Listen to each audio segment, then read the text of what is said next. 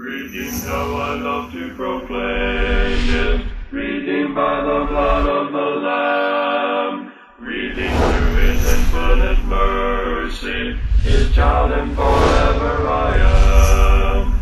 Redeemed, redeemed, redeemed by the blood of the Lamb, redeemed, redeemed, His child and forever I am. His child and forever I am. The Church of Christ in Canada welcomes you to Key to the Kingdom. Today's lesson is entitled, The Tabernacle Furniture. Welcome to the program today. We're so pleased that you're with us.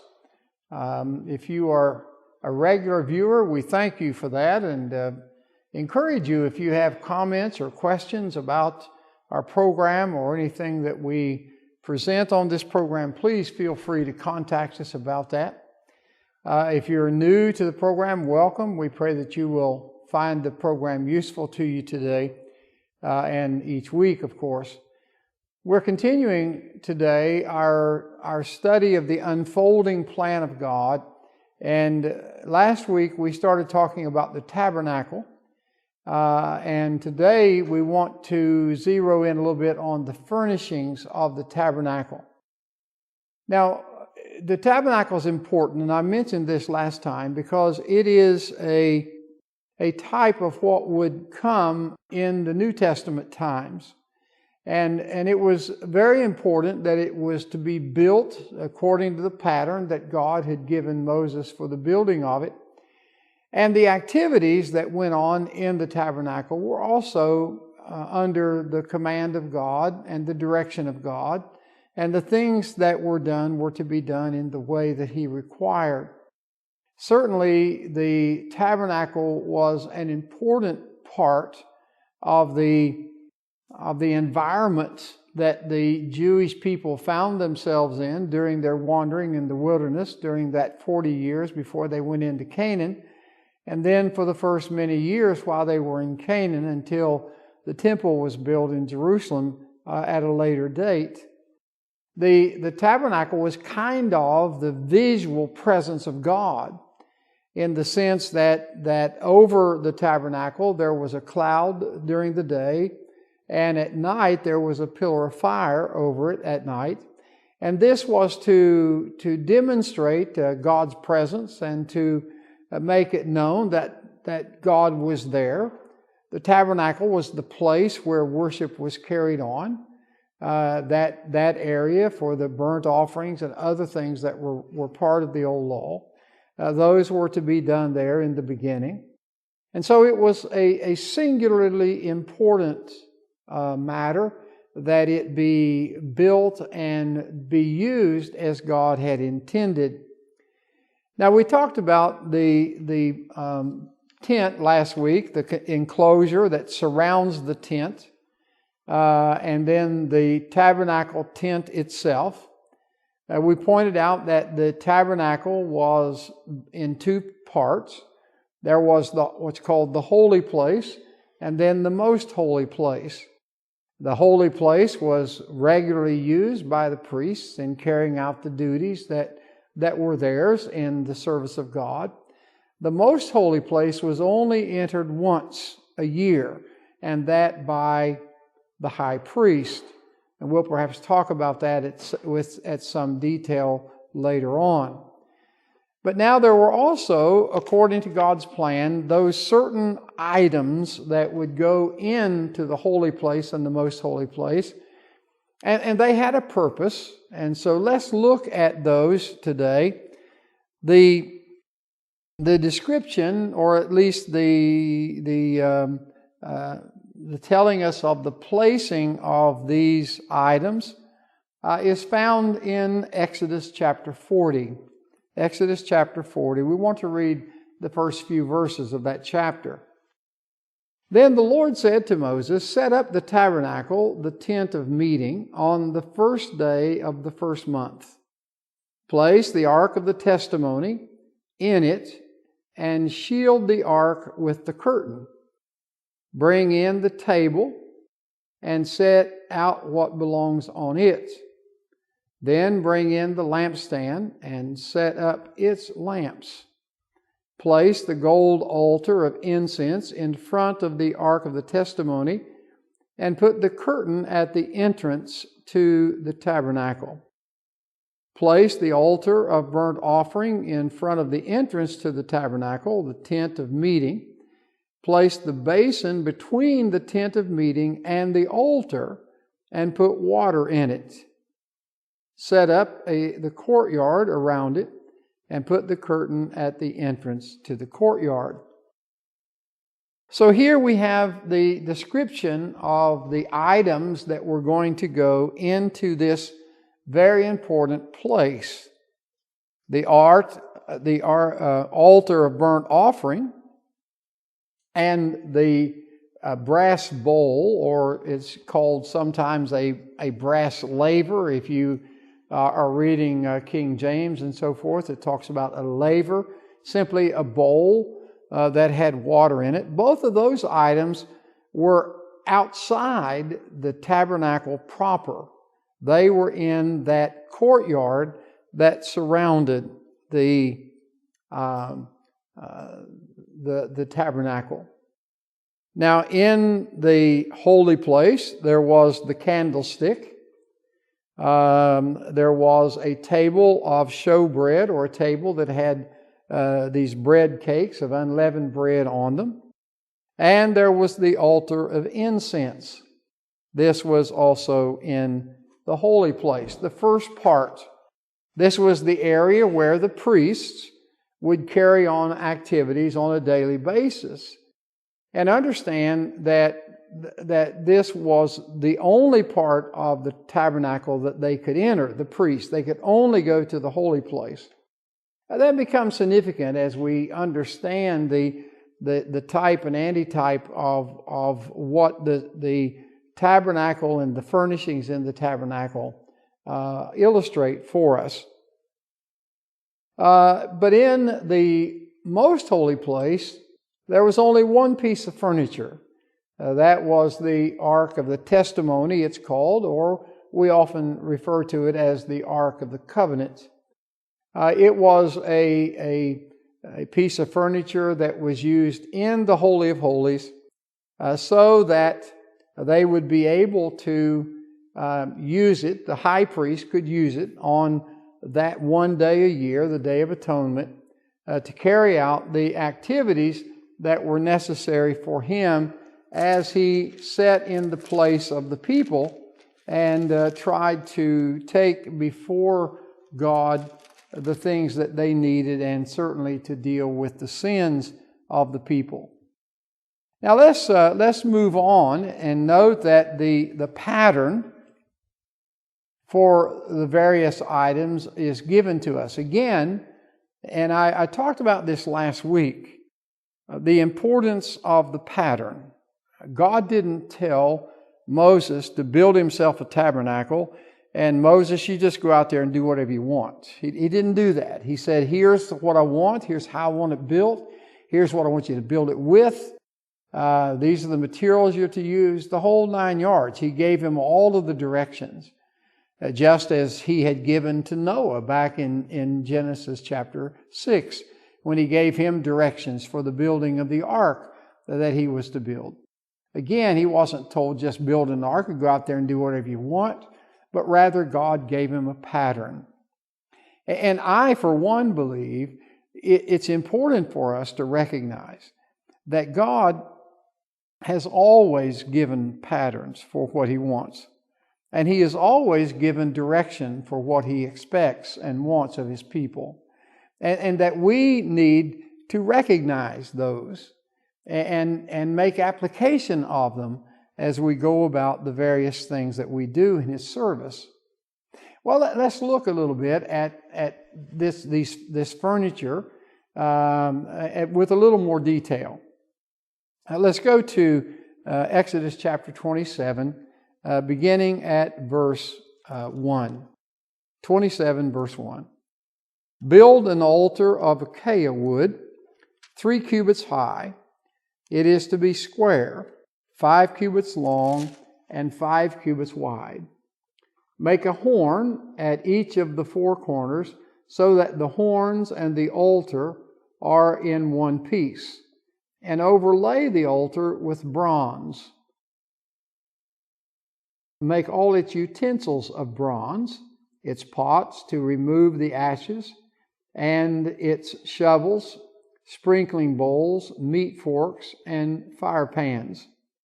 Make a grating for it, a bronze network, and make a bronze ring at each of the 4 corners of the network. Put it under the ledge of the altar so that it is halfway up the altar. Make poles of acacia wood for the altar and overlay them with bronze. The poles are to be inserted into the rings, so they will be on 2 sides of the altar when it is carried. Make the altar hollow out of boards. It is to be made just as you were shown on the mountain. So here we have the pattern for this altar. This was the burnt offering altar. It was to be covered with bronze, and it would be used for the purpose of burning the sacrifices that were brought, the lambs or whatever was being used as the sacrifice. And this altar in the yard outside the tabernacle would be a place where the people could bring their sacrifices, and there they would be offered to God. Okay, so then we have also outside, we have the brass laver or the brass bowl or basin. Go on over to chapter 30, beginning at verse 17.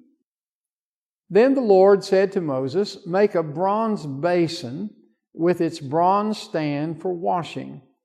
Place it between the tent of meeting and the altar, and put water in it. Aaron and his sons are to wash their hands and feet with water from it.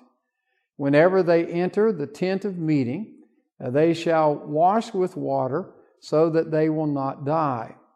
Also, when they approach the altar to minister by presenting an offering made to the Lord by fire, they shall wash their hands and feet, so that they will not die. This is to be a lasting ordinance for Aaron and his descendants for the generations to come." And so here we have directions for this brass bowl that was going to be put between the altar.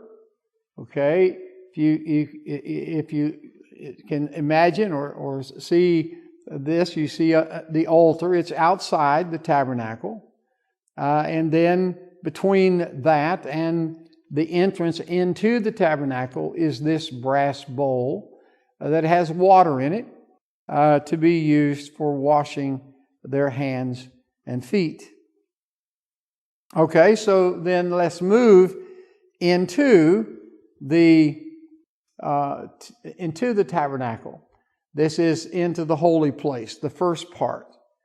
Go to Exodus chapter 25, and here let's begin reading at verse 31. Chapter 25, verse 31. "Make a lampstand of pure gold and hammer it out, base and shaft. Its flower-like cups, buds, and blossoms shall be of one piece with it. 6 branches are to extend from the sides of the lampstand, 3 on one side and 3 on the other. 3 cups shaped like almond flowers with buds and blossoms are to be on one branch, 3 on the next branch, and the same for all 6 branches extending from the lampstand. And on the lampstand there are to be 4 cups shaped like almond flowers with buds and blossoms. 1 bud shall be under the first pair of branches extending from the lampstand, a second bud under the second pair, and a third bud under the third pair, 6 branches in all. The buds and branches shall all be of one piece with the lampstand, hammered out of pure gold.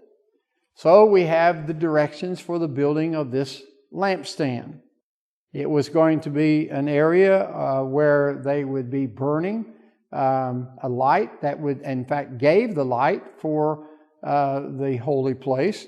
And it was to be built again according to the plan. And there was nothing cheap about it, in the sense that it was being built from gold, and it was real artist work to hammer the gold into the various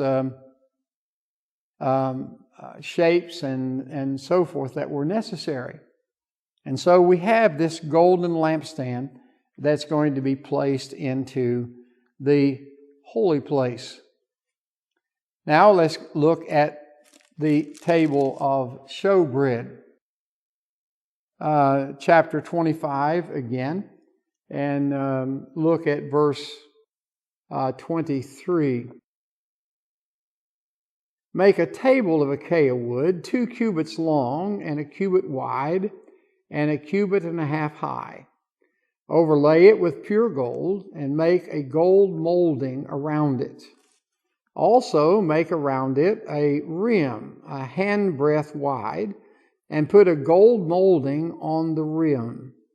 Make 4 gold rings for the table and fasten them to the 4 corners where the 4 legs are.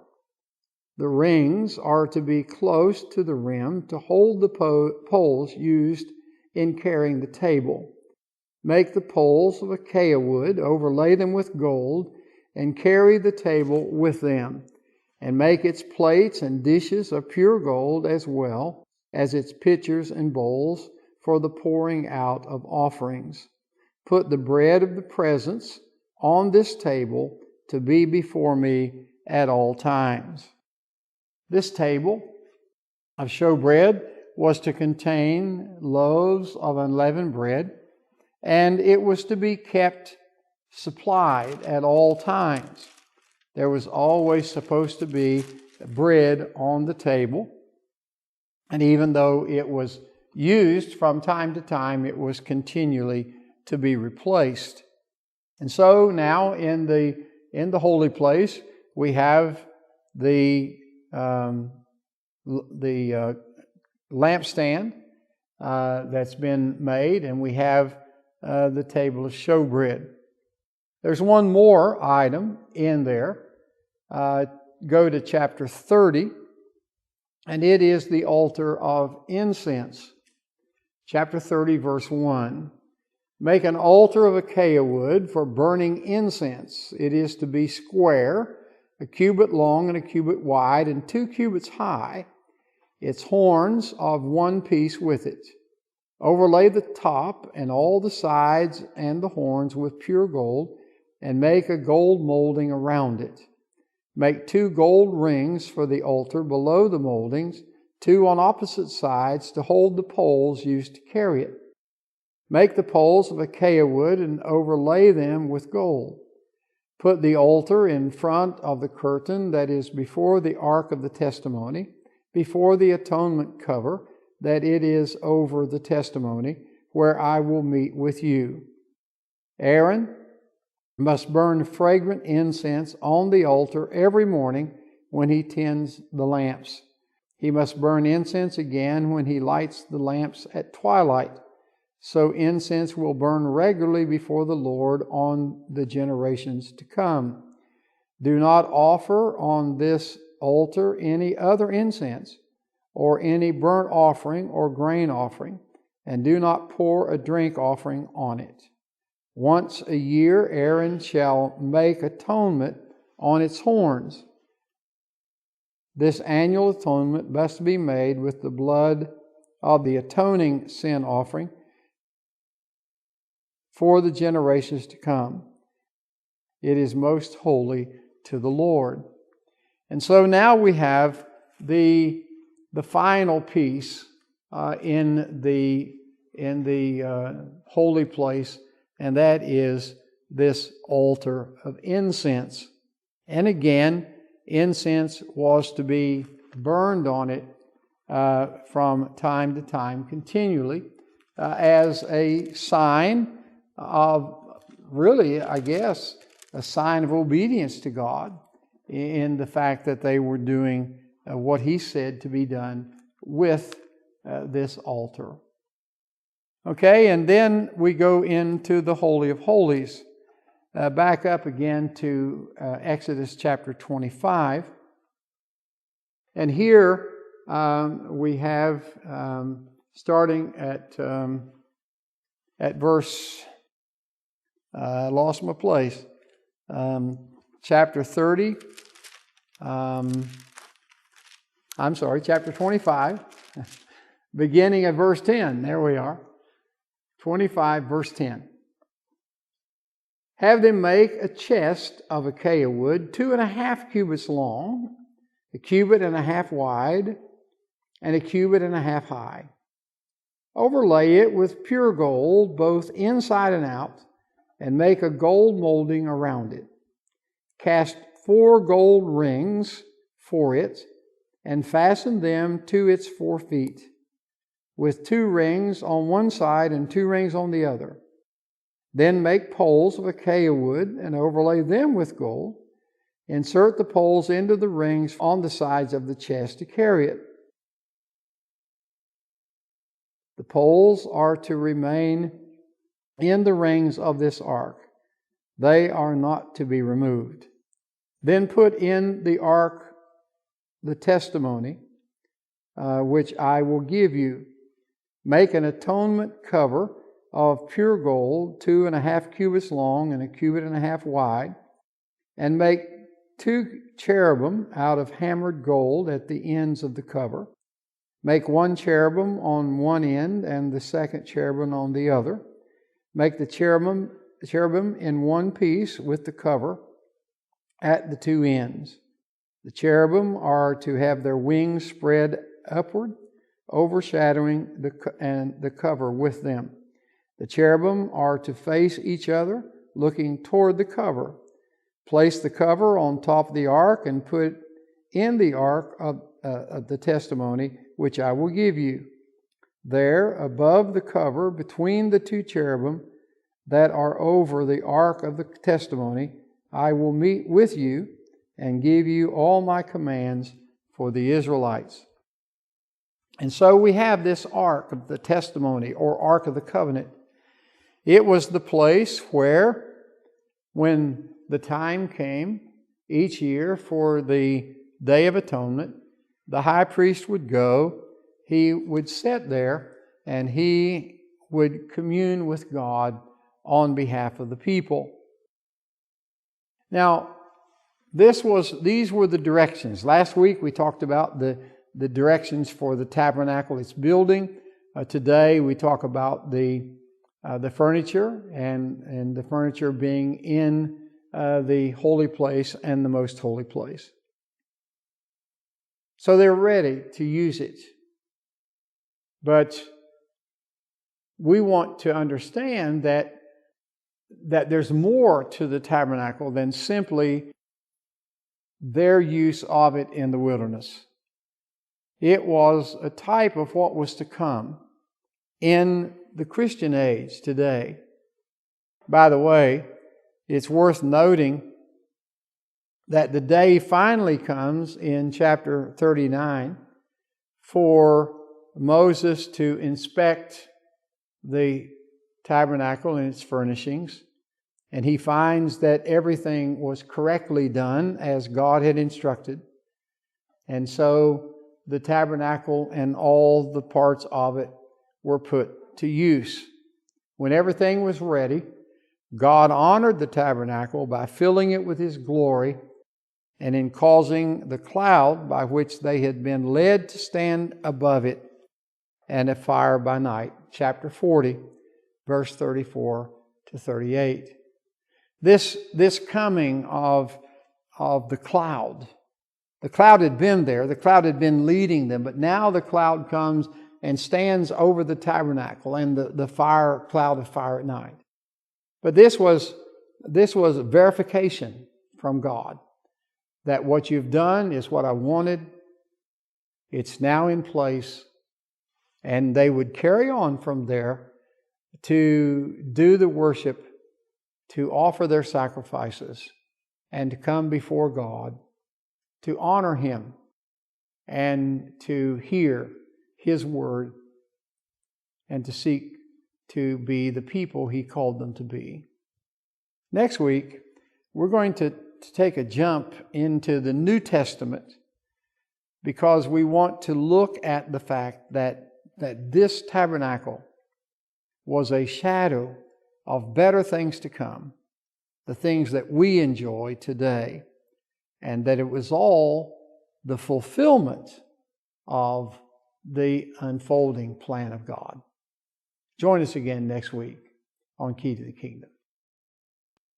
Isaac Watts has written many outstanding songs and hymns. One is entitled, "How Shall the Young Secure Their Hearts?" He says in this song, "How shall the young secure their hearts and guard their lives from sin? Thy word the choicest rules impart to keep the conscience clean. 'Tis like the sun, a heavenly light that guides us all the day, and through the dangers of the night, a lamp to lead the way. Thy word is everlasting truth. How pure is every page! That holy book shall guide our youth and well support our age." At all ages, we need the direction and the guidance that comes from God's holy word. On Key to the Kingdom, we encourage Bible study by offering the Bible course, and we also have produced a DVD entitled Anchored in the Word. On this DVD is a discussion by 3 individuals on the subject of being anchored in the Word of God. We would like to send this to you. Simply call us at the number on the screen or contact us through our website, and we'll be happy to send it to you at no cost.